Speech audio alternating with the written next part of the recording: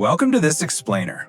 Today we are tearing down a topic that is honestly shrouded in so much myth and administrative confusion: the Extraordinary Ability Work Authorization Framework. Now, we're not just going to do some surface-level summary here. Instead, based on deep expert analysis, we're going to expose the hidden mechanisms and the actual structural realities that dictate how top-tier international founders successfully cross borders. We're going to identify the core ideas, the non-obvious details, and the cause and effect relationships governing this highly specific tier of global mobility. So let's just dive right into it. Here is a question to kick things off. How exactly can a pre-revenue startup successfully sponsor an extraordinary ability visa? Think about it, because it hooks directly into probably the biggest corporate myth out there. There's this deeply ingrained belief that only massive, highly established, revenue-generating corporations have the institutional weight to sponsor high-level work authorization. But what if expert analysis reveals a totally different reality? A company, literally incorporated yesterday, with absolutely zero revenue, actually has the exact same legal standing to sponsor a founder. We're going to unpack exactly how that is structurally possible. To break this down, here is our analytical roadmap for today. 1. Mechanics of extraordinary ability. 2. Corporate structural requirements. 3.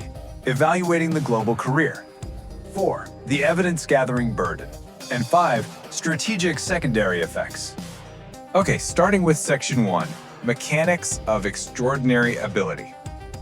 The entire framework operates fundamentally differently from other immigration pathways, and it relies on an underlying mechanism that is surprisingly pragmatic. Honestly, it all anchors on the number 3. Unlike a lot of bureaucratic pathways that basically demand absolute perfection from an applicant, you don't actually need to be the single best in the world at every conceivable thing. You simply need to mathematically trigger 3 out of 8 specific regulatory checkboxes to qualify. So it's really not about being flawless across the board. It's about being highly strategic with your background. Just look at this breakdown.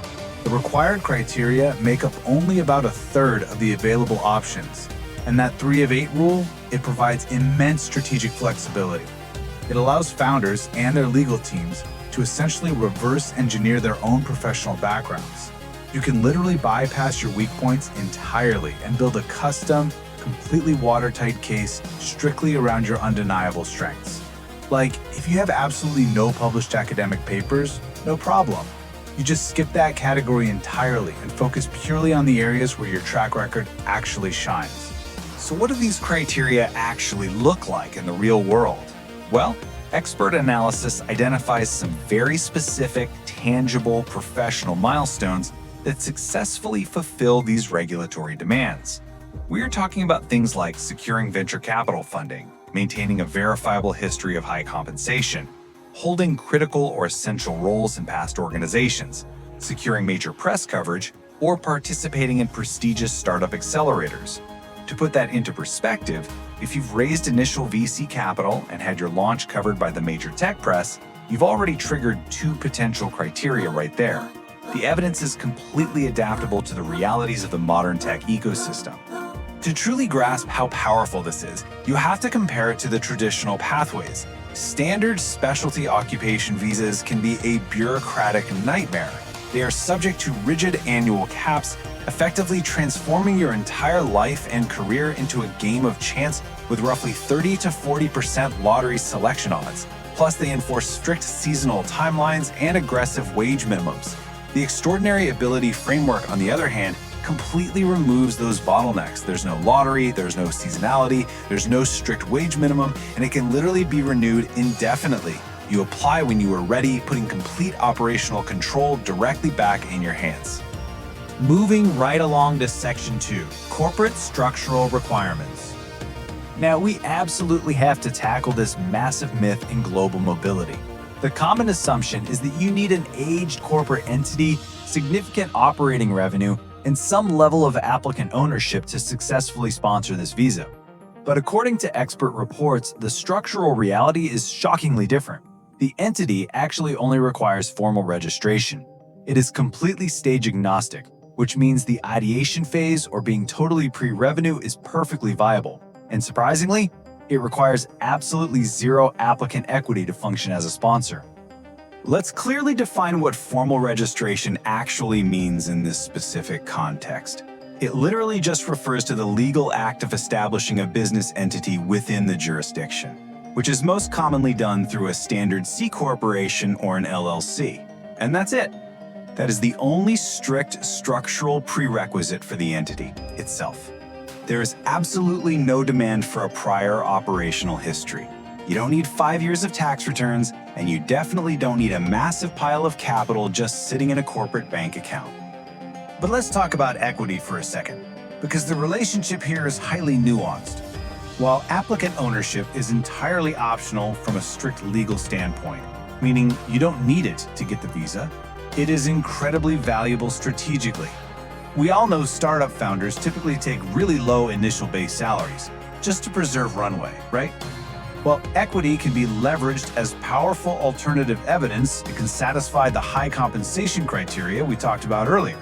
Or it could be used to prove that the founder holds a critical role in the enterprise. So it's not a legal hurdle you have to jump over. Rather, it's a strategic tool you can wield to fortify your case. That brings us to Section 3, Evaluating the Global Career. Here is the absolute secret to this entire evaluation process, and it reveals the implicit assumptions adjudicators use when looking at an applicant. The government does not evaluate you based on the infancy of your current startup. Instead, they look at your global career portfolio. This is the cumulative sum of your professional history and achievements worldwide. Whether you are an award-winning designer in Tokyo or a top-tier executive in London, all of those past international milestones are bundled together to build your overarching case. Expert analysis points out something absolutely crucial here. The evaluation intentionally decouples your historical success from the startup's current stage. Think about what that means. Your past success in foreign markets completely validates the petition. This is a non-obvious detail, but it's the exact reason why the visa is accessible even for companies that are barely more than an idea on a whiteboard. Simply put, your new startup doesn't have to be extraordinary yet, just as long as your professional past undeniably is. Let's move into Section 4, the evidence gathering burden. Understanding the cause and effect timeline is essential if you're actually planning to do this. There's a massive asymmetrical difference between the burden of proof phase and the government action phase. The vast majority of the timeline, we're talking roughly 60 full days, is consumed by the meticulous drafting of the legal petition and gathering the vast amount of evidence required. Conversely, the actual government review, if you utilize premium processing, takes only 15 days. This reveals a profound truth. The time frame is actually largely controlled by your own operational efficiency in gathering documentation, not by some sluggish government bureaucracy. So this maps out the chronological reality you have to plan for. You have your 60 days of intensive prep, your 15 days of rapid domestic approval, but then you hit a highly variable friction point, consular processing. While the domestic corporate approval is incredibly fast, external operational factors, things like global consular backlogs, embassy closures, or just a lack of appointment availability in your home country, can significantly delay when that final physical visa sticker is actually issued. It is a critical operational variable that you absolutely must factor into any serious relocation timeline. Finally, Section 5, Strategic Secondary Effects. Because look, it's not enough to just get the visa. We have to look at the structural limitations of the framework and the long-term pathways required to mitigate them. And there is a critical, highly non-obvious limitation here: the dependent visa structure.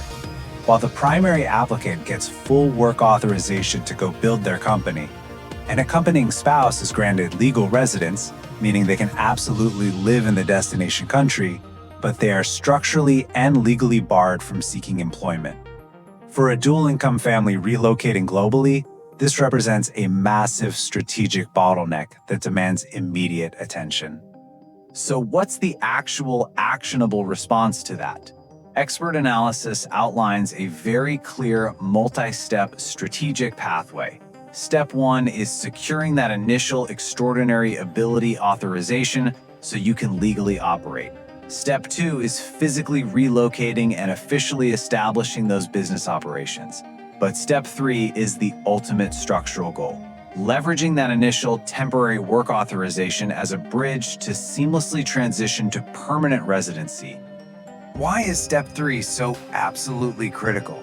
Because moving to permanent residency effectively neutralizes all of those dependent work limitations we just talked about.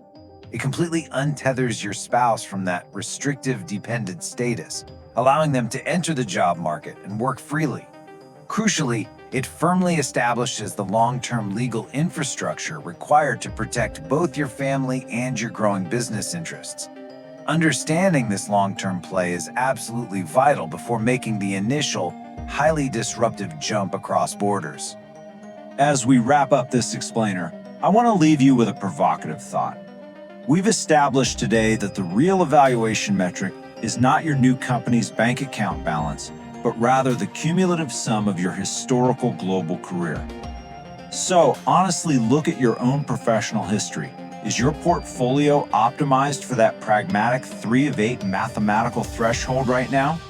Understanding these hidden structural mechanisms is the very first step in unlocking your global mobility. Thank you for joining me, and I highly encourage you to view your career history through this specific analytical lens moving forward.